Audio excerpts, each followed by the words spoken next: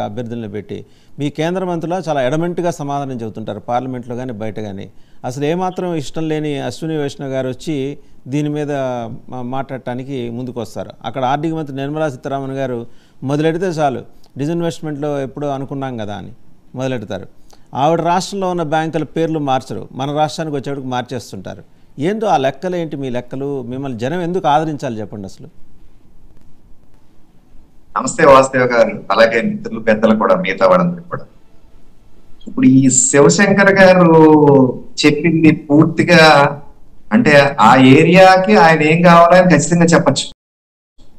కానీ ఎంతసేపు BJP, Janasena, TDP అనే మాటలు వస్తాయి కానీ ఒక్కసారైనా పాపం ఎగ్జిస్టింగ్ గవర్నమెంట్ వారు ఏమైనా చేశారా లేదా అని ఒక్కసారి కూడా ఆయన అడగలేదు.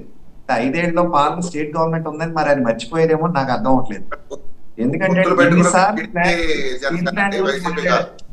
మీరు అలా డిస్టర్బ్ చేస్తే నేనేం చేయలేదు. రేస్ నేను చెప్పిన తర్వాత మీరు చెప్పండి. ఇప్పుడు ఇన్నిసార్లు స్టీల్ ప్లాంట్ అని అడిగారు, కడపలో శంకుస్థాపన చేసిన దానికి ఇన్నేళ్ళు ఏమైందని ఒకసారి కూడా మీ నోటి నుంచి రావాలి కదా, మరి అది ఎందుకు రాలేదు? మీరు రైల్వే జోన్ గురించి ఏమైతే మాట్లాడారో అది పూర్తిగా అవాస్తవాలు ఇక్కడ మాట్లాడుతున్నారు. ఏమంటే రైల్వే జోను 200 ఎకరాలు ఉంది కదా, కట్టచ్చు కదా అంటారేంటి? రైల్వే జోన్ కి ఎక్కడ పెట్టాలనేది రైల్వే వాళ్ళు డిసైడ్ చేస్తారు. మీరు నేను కూర్చొని నోట్ల మీద మాట్లాడేసుకుంటే మాత్రం ఏమి అవ్వవు. స్టేట్ గవర్నమెంట్ కూడా అందులో కలవాలి ఎక్కడ పెట్టాలనే దాని మీద. వాళ్ళిద్దరూ కలిసి పలానా చోట 52 ఎకరాలు ఇస్తున్నామని చెప్పి అక్కడ కట్టండి అని చెప్పారు. అక్కడికి వెళ్ళి చూసి అని చెప్పారు కానీ ఆ ల్యాండ్ బదిలీ చేయలేదు రైల్వే జోన్ కి, రైల్వే డిపార్ట్మెంట్ కి. అందులో ఇష్యూస్ ఉన్నాయి. 21 acres క్యాచ్మెంట్ ఏరియా ఉంది, చుట్టూ అంత కొండలు ఉంది, నీరంతా వచ్చి అక్కడ పడిపోతే అక్కడ కట్టడానికి వీలు కాదని చెప్పారు. ఏమండి మా మంత్రి గారి మీద ఈయన వస్తున్నారు, రైల్వే మంత్రి గారి మీద. ఆయన ఏమన్నా కాదన్నారా? విశాఖపట్నం వచ్చినప్పుడు స్వయంగా అక్కడకున్న మున్సిపల్ శాఖ డిప్యూటీ కమిషనర్ అనుకుంటాండి, ఆయన చెప్పారు, ఏమండి మీరు ఎప్పుడు ల్యాండ్ బదిలీ చేస్తే డిపిఆర్ తో సహా మేము సిద్ధంగా ఉన్నాం, మేము శంకుస్థాపన మీరు ఇలా పెట్టి నెక్స్ట్ డే నేనే వచ్చి కొబ్బరికాయ కొడతానన్నారు. ఇంకా అంతకన్నా చిత్తశుద్ధి ఏం కావాలండి? పోనీ విత్ ఇన్ ది డోర్స్ మాట్లాడిందా? బయటకు వచ్చాక మీలాంటి వారు పత్రికా మిత్రులు అడిగితే పత్రికాముఖంగా చెప్పిన మాటలు మీరు ల్యాండ్ బదిలీ చేసేసి ఏంటి బీజేపీ వాళ్ళు మాట్లాడుతున్నారు, ఏంటి ఎలా చేస్తారు, మీకు సిక్కులేదని అడగండి. అప్పుడు మేము మీకు ఖచ్చితంగా సమాధానం చెప్తాం. విశాఖపట్నానికి పెట్రోలియం యూనివర్సిటీ కాకినాడకి రావాలి, కానీ విశాఖపట్నమే అనుకూలం అని చెప్పి కాకినాడ వాసులుగా మాకు బాధ ఉంది, ఇక్కడి నుంచి తరలి వెళ్ళిపోయిందని. కానీ అక్కడ బయట నుంచి ప్రొఫెసర్స్ అని రావాలంటే అక్కడ ఎయిర్పోర్ట్ అనుకూలంగా ఉంటది. ఇక్కడ అత్యాధునిక న్యూ టెక్నాలజీ నుంచి ఎవరన్నా చెప్పాలంటే అక్కడ ఎయిర్పోర్ట్ అనుకూలంగా ఉంటుంది, అక్కడికి వస్తేనే బాగుంటుంది చెప్పి పెట్రోల్ యూనివర్సిటీ అక్కడ తీసుకెళ్లి పెట్టారు. గిరిజన యూనివర్సిటీ తీసుకెళ్లి అక్కడ పెట్టారు. ఏమండి ఐఐఎం పెట్టారు. ఇంకేం కావాలండి? అంటే ఏమీ లేదంటే ఇవన్నీ చేస్తూ వస్తున్నారు. అంటే ఏమండి అలా కాదు వాసుదేవ్ గారు, ప్లేట్ లో పెట్టేసి మొత్తం ఏదో పరమాణం, బూర్లు, పచ్చడన్నం, మొత్తం పులిహార, బిర్యానీ అన్ని పెట్టేస్తే ఒకే రోజు తినేస్తారా? ప్రతి పూట తినాలి కదండి.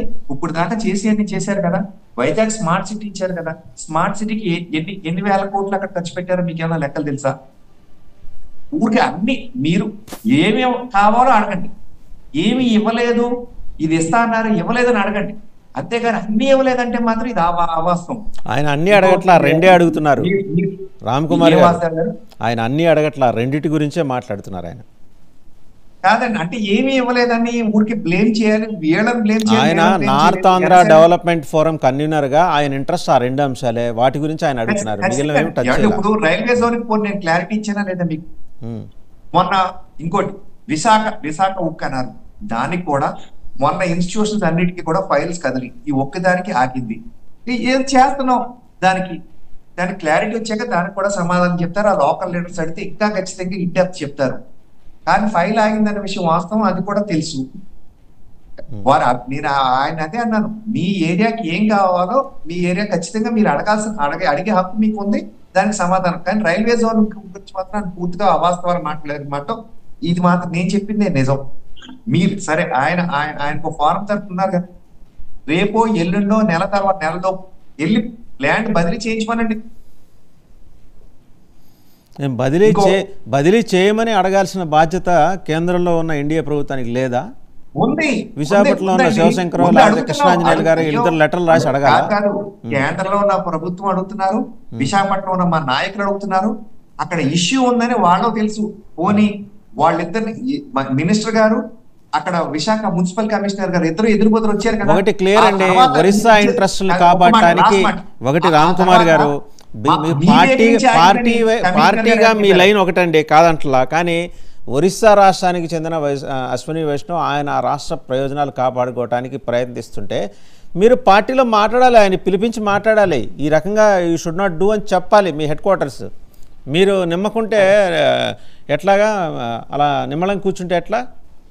ఏమండి ఒరిస్సా ఇప్పుడు అసలు అన్నిటికన్నా ముఖ్యం ఏంటంటే అండి, ఆయన ఒరిస్సా రాష్ట్రమైన రైల్వే మంత్రి అయినంత మాత్రం ఆయనకే చేస్తారండి. ఎలాగంటే ఆయన దేశానికి రైల్వే మంత్రి అండి. ఆ విషయం ఆయనకు తెలియాలి కదా. నా రాష్ట్రం కాదండి, నా రాష్ట్రానికి ఇది అన్యాయం జరుగుతుంది, నేను ఇక్కడ ఆపేశానని ఎక్కడన్నా ఇచ్చారా?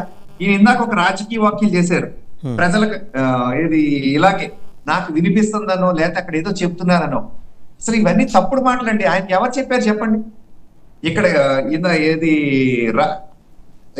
ఇక్కడ ఆయనకి ఇష్టం లేదు ఆపేశారని ఓపెన్ గా ప్రెస్ మీట్ లో కూడా కాదు, బయటికి వెళ్తుంటే రోడ్డు మీద ఆగితే పత్రికా మిత్రులు వస్తే బైట్స్ కోసం వస్తే నేను ఇదిగో ఇక్కడే ఉన్నారు కమిషనర్ గారు, నేను లోపల చెప్పాను, నేను నెల రోజుల్లోపు ఆయన సిద్ధం చేయమని నేను వచ్చి కొబ్బరికాయ కొడతాను, డిపిఆర్ రెడీ అని చెప్పారు. ఈ పేపర్ ఓపెనే కదండి, ఇదేం క్లోజ్ కాదు కదా. అదే కమిషనర్ గారి చేత నేను ఇచ్చేసానని ఈ నెల్లి శివశంకర్ గారిని వెళ్ళి అడగమనండి, మీదే లేటు మంత్రిదే లేటు అని ఒక్క స్టేట్మెంట్ ఇప్పించండి, మేము తెల్లారేటప్పుడు దాని మీద రియాక్ట్ అవుతారు లేదో మేము ఛాలెంజ్ చేస్తున్నాం. రైట్, మళ్ళీ మీ దగ్గరకు వస్తాను, ఒకసారి కృష్ణాంజనేయులు గారి దగ్గరికి వెళ్దాం. వాసుదేవన్ గారు, ఇప్పుడు ఆయన చెప్పినది అశ్విని వైష్ణవ్ మీడియాతో ఎక్కడ మాట్లాడారంటే సింహాచలం రైల్వే స్టేషన్ మోడర్నైజేషన్ అదేదో ఒక ఫౌండేషన్ కోసం వచ్చినప్పుడు మాట్లాడాడు మీడియాతో. ఆ రోజు నేను కూడా అక్కడే ఉన్నాను.